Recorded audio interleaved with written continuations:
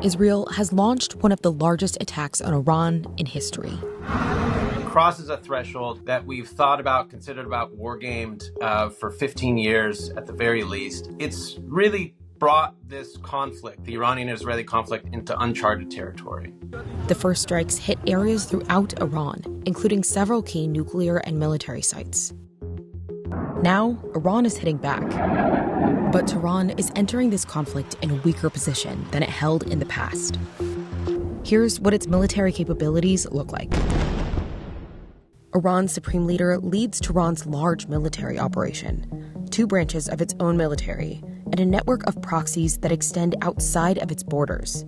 In the past, these proxies have been Iran's first line of defense. The Iran-Iraq War in the 1980s was devastating to Iran.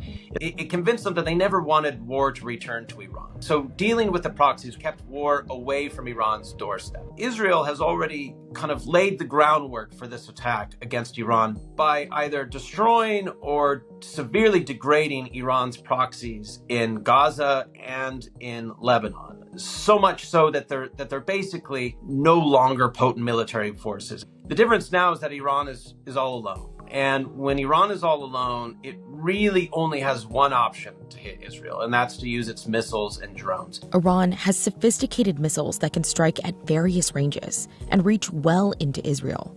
Israel's ambassador to the United States told CNN that Iran has considerable volume of ballistic missiles, somewhere in the neighborhood of 2,000. Ballistic missiles are large and destructive, but its arsenal also includes less powerful and less expensive cruise missiles and drones, which can fly low and be hard to detect.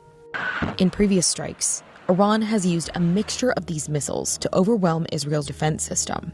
Iran tries to do when it attacks Israel is to shoot all of these things at once. So you have things flying at different levels, at different trajectories, at different speeds, which is meant to saturate radar systems, right? So that Israel has to pick and choose to knock this down, to knock that down. But with all of that, you're hoping that something gets through.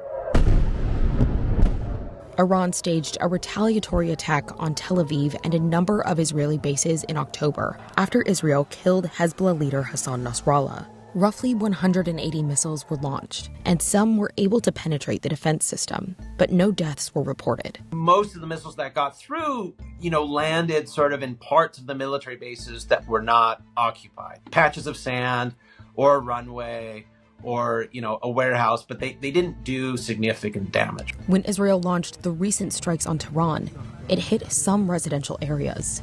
Later, Iran launched a barrage of missiles aimed at populated areas in and around Tel Aviv and breached the defense system. Those types of attacks would have a lot less strategic utility, but they could be much more devastating to Israel in the sense that they could kill dozens, hundreds of people. Because Iran needs to launch so many missiles in order to make that breach happen, the battle comes down to numbers.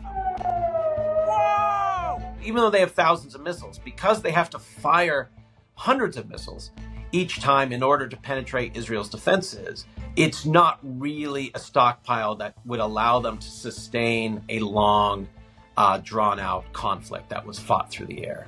But Israel also can't fully defend itself on its own. In the recent attacks and in both of Iran's attacks on Israel last year, the U.S. assisted in intercepting the missile barrages. Other allies have also offered assistance.